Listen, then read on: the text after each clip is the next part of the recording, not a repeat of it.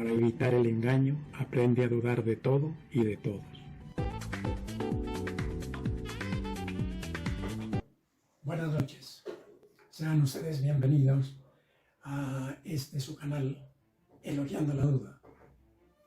En la presente oportunidad me voy a referir a un tema muy interesante y ojalá sea difundido por muchos medios y hacia mucha gente, hacia muchas personas. Lo he intitulado Dos africanos muy geniales. Se trata de presentarles a los dos africanos, no digamos más bandidos que han existido, ni mala gente, ni mucho menos embusteros o mentirosos.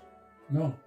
Al fin y al cabo, casi 3.000 millones de personas los aman y los adoran, por lo menos al primero de ellos. Y sería injusto tratar con adjetivos despreciativos a sus héroes. Más bien los llamo geniales, porque tanto uno como el otro han logrado, no digamos mamarle gallo, por más de 3.250 años el primero y por 1.700 años el segundo, con sus, no digamos infames mentiras, sino narrativas a media humanidad. Y lo más impresionante es que su, no digamos engaño, sino historia, sigue vigente como la pura verdad, y lo seguirá siendo, no se sabe por cuántos miles de años más. El primero de ellos era egipcio, y aunque casi nada se sabe de su biografía real, parece, según los registros históricos de esa nación, o sea, de Egipto, que se trataba de un príncipe heredero al trono, quien fue despojado de tan alto honor por su propio padre, el faraón reinante hace 3.250 años. ¿Y por qué fue, ustedes se preguntarán, ¿y por qué fue despojado del honor de convertirse en faraón? Simplemente porque había adquirido una enfermedad incurable y repudiable por toda la gente de esa época. Se trataba nada más y nada menos que la lepra. Este príncipe desde muy joven fue comisionado por su padre el faraón para dirigir una explotación minera en unas canteras localizadas al oriente del río Nilo. Para este trabajo en las susodichas canteras, el príncipe contaba con alrededor de 80.000 esclavos, la mayoría de ellos hebreos y la mayoría portadores de la lepra. A este príncipe lo querían mucho los esclavos porque los trataba bien, y ellos así mismo le respondían con el trabajo. Parece que de tanto contacto con leprosos, él se contagió, a pesar de que esta enfermedad no es fácilmente contagiosa.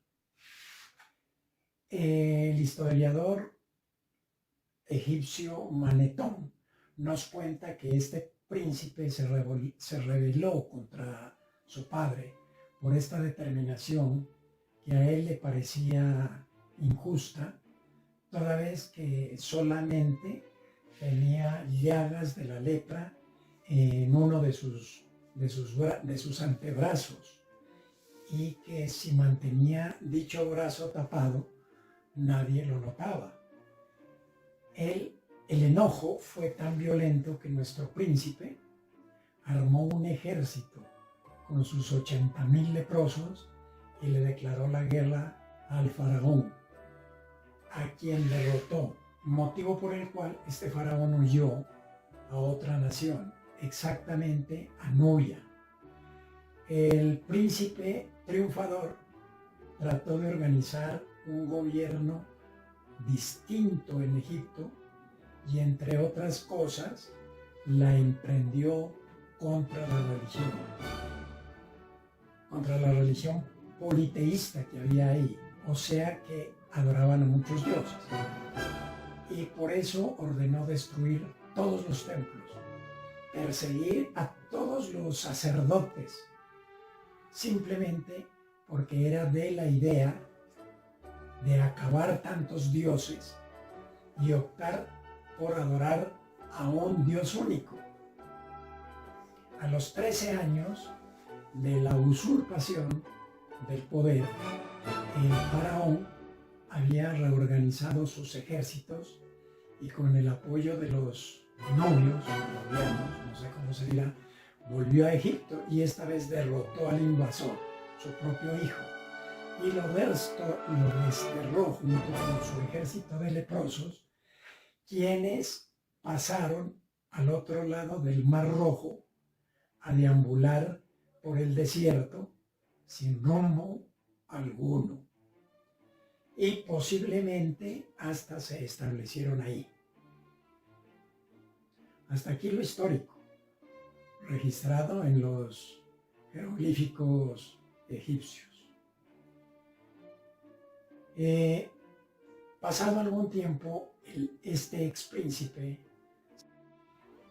se enamoró de una hebrea, se casó con ella y se fue a vivir a la casa de su suegro, y allá envejeció ayudándole a este señor y su familia en las labores de pastoreo de ovejas.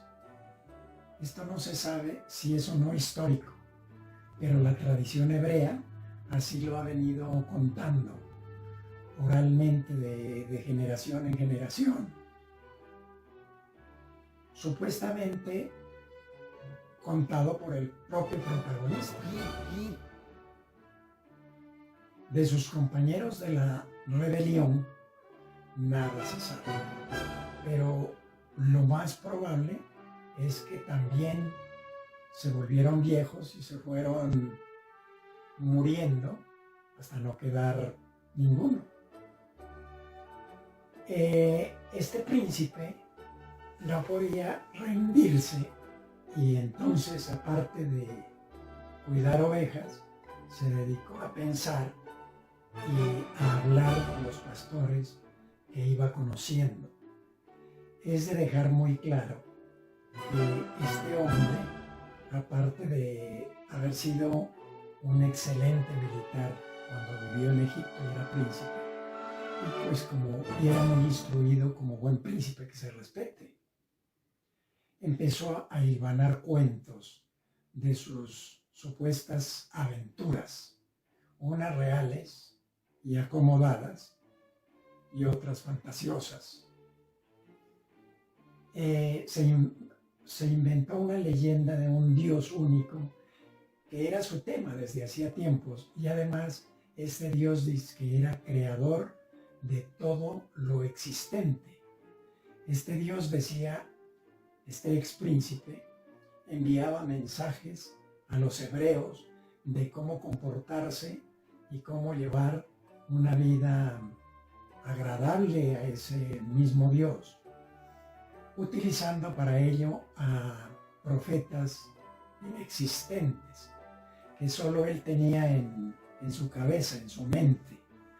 A él los pastores le acudían a oírle sus historietas, posiblemente lo admiraban por su labia, y como cada vez eran más y más sus oyentes, todos hebreos por cierto, quizás se le ocurrió o se le haya ocurrido ser rey de estos humildes pastores, para lo cual era necesario inventarse más y más historias, y para eso era inteligente y muy instruido. Quizá empezó diciendo que él fue escogido por aquel dios, a que el príncipe lo bautizó con un nombre todo raro que nadie podía pronunciar, y que sus seguidores lo entendieron como Yahvé o Jehová, o más bien aún y más fácil de pronunciar, Adonai, para que fuera el libertador de los judíos. Y se inventó que la conversación con aquel Dios supuesto, se dio a través de un arbusto que ardía en llamas, que nadie vio, pero que él se refería y le puso el nombre de la zarza ardiendo, la que le habló y le dijo tal cosa. Y fue así como con un hermano suyo viajó a Egipto hace muchos años. O sea, si hubiera testigos ya se había muerto.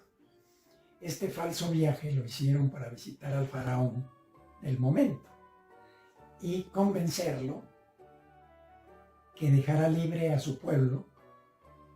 Y como este faraón se negaba, Dios castigó al faraón soberbio y le mandó a todo Egipto las famosas 10 plagas que ya conocemos por la Biblia, pero que era otra de las mentiras que el príncipe se inventó basándose en un acontecimiento real que sucedió hacía 250 años atrás, como una de las consecuencias de la terrible erupción del volcán hoy en día conocido como Santorini en el Mediterráneo. Como ya hemos podido darnos cuenta, este príncipe era muy posiblemente Tormose, más conocido como Moisés, el profeta más grande e importante tanto para judíos como para cristianos, musulmanes y bahá'ítas. A reglón seguido se inventó la liberación del pueblo y lo del pasaje del Mar Rojo, acontecimiento que nunca existió, o por lo menos en los registros históricos de Egipto no aparece, y la ciencia no ha encontrado evidencias de tal suceso. Algo importante para que este príncipe egipcio alcanzara credibilidad entre estos humildes pastorcillos del desierto era convencerlos que él no era egipcio sino hebreo, y para eso acudió a una antigua leyenda babilónica de más de 1000 años de antigüedad, o 1000 años atrás, que él conocía pero sus oyentes no, que hablaba del origen del rey Sargón de Acadia, que tampoco voy a repetir porque ya lo he tratado en un video anterior. Este príncipe embustero contó un acontecimiento igual a lo del rey Sargón, como si le hubiera pasado eso a él, y así quedó escrito en la Biblia y por lo mismo fue aceptado como hebreo. Entre otras mentiras, se inventó lo de la creación del mundo en solo 6 días, por ese mismo Dios inventado, como para demostrar que era un ser infinitamente poderoso. Pero al mismo tiempo se inventó lo del diluvio universal, contradiciéndose a sí mismo al decir que este ser todopoderoso, Dios, por ser infinitamente sabio, no debería equivocarse, pero sí, se equivocó al haber hecho la creación y se arrepintió, por lo que tomó la decisión de destruir lo que había creado y mandó el famoso diluvio universal. Y para hacerles creer a sus oyentes que este Dios era bueno Padre amantísimo y eterno, se inventó unos cuantos inexistentes profetas, a los que les dio nombres hebreos, tales como Abraham, Isaac, Daniel, Job, Jacob, Josué, etc. ¿Con quienes ese famoso Dios tuvo conversaciones? No muy serias, pero conversaciones al fin.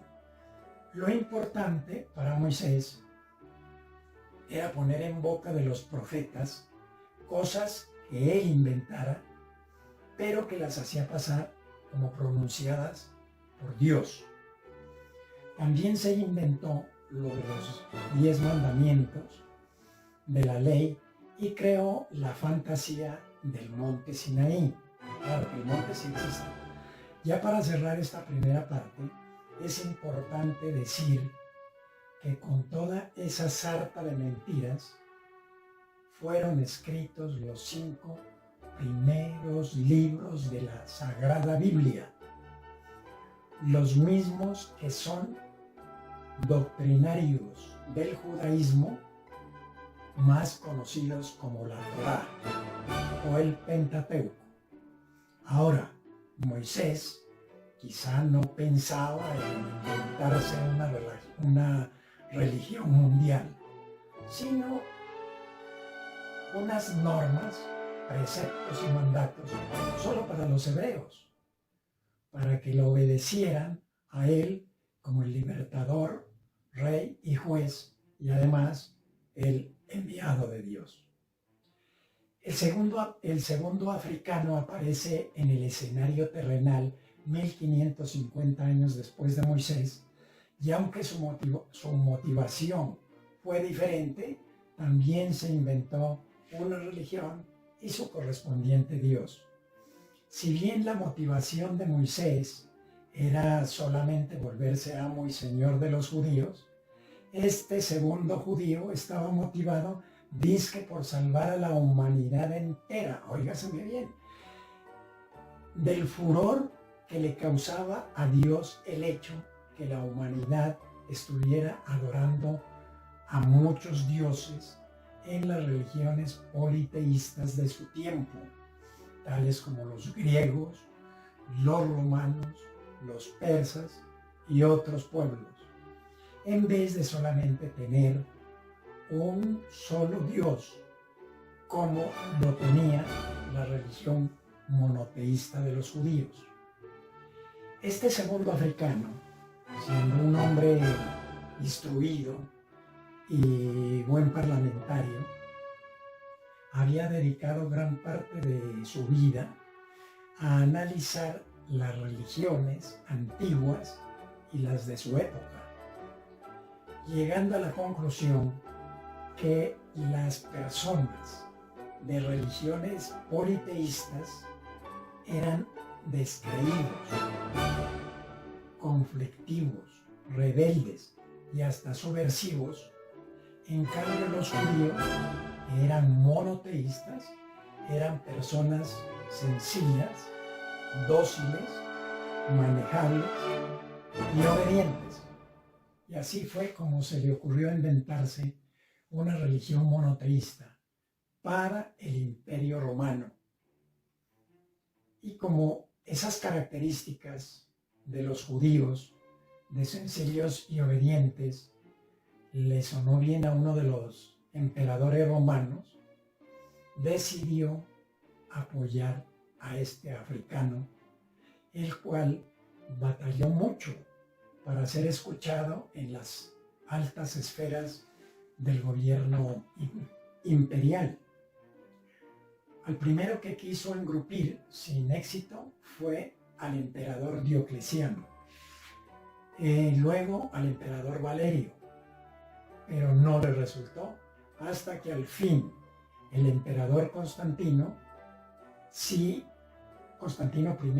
también conocido como Constantino el Grande, él sí, como se dice popularmente, le comió cuento.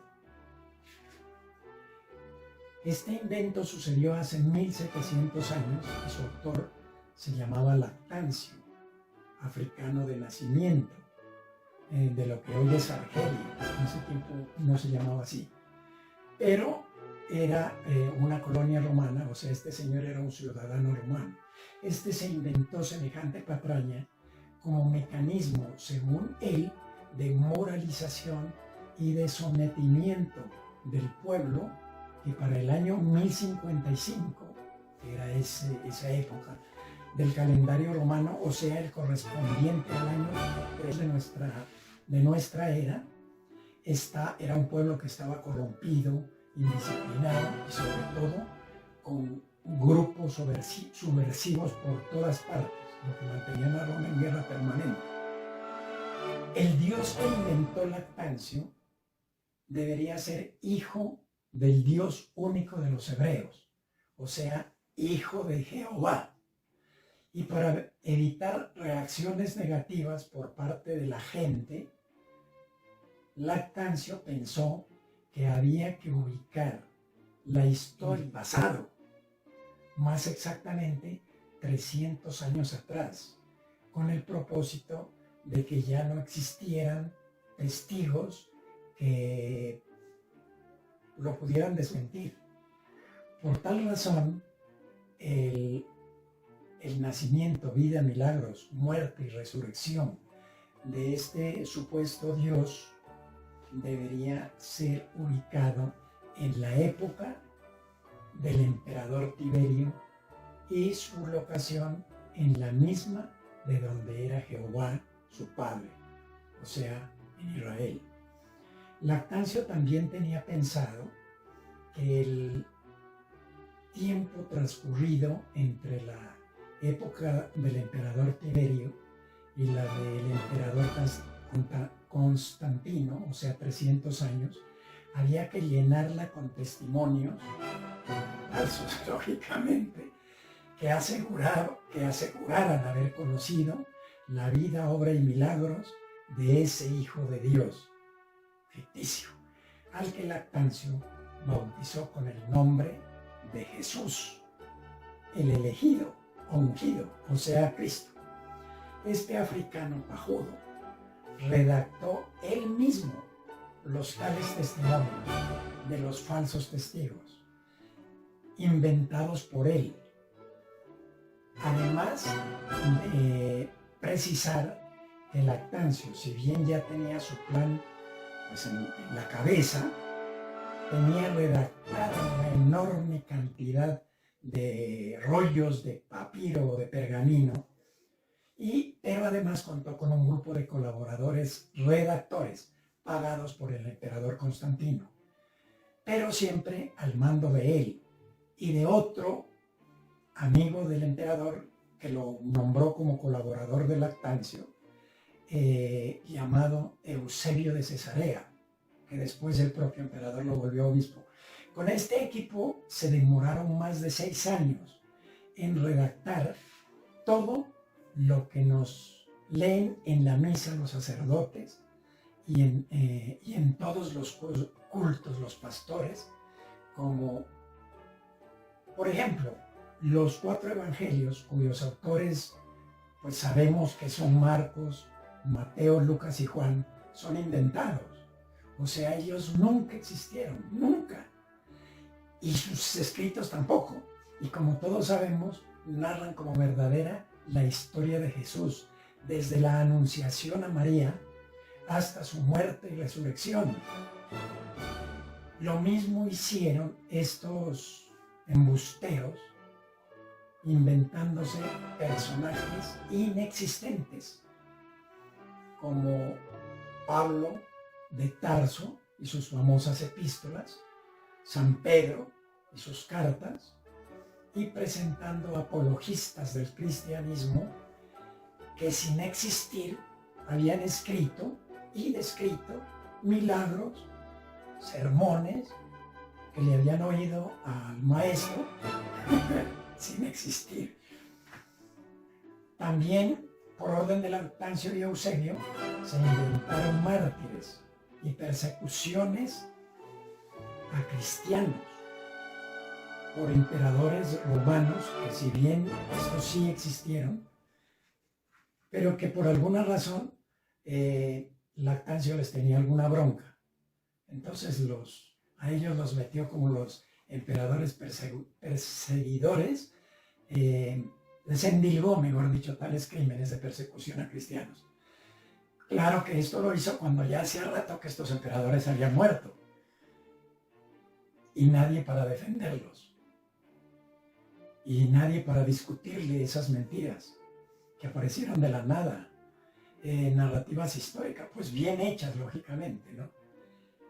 Y que corroboraban cosas inexistentes. También tuvieron en cuenta escribir lo que para la posteridad habrían de llamarse los evangelios apócrifos. En fin, hay un libro que lo referencio en la bibliografía, que si lo leen quedarán perplejos del mayor engaño de la historia a la humanidad, el cristianismo, que si no hubiera sido por el protectorado del Imperio Romano y por el poder de las armas, la sangre, el miedo y la muerte, el despotismo también no hubiera alcanzado el poder que hoy tiene. Muchas gracias. Hasta aquí el video.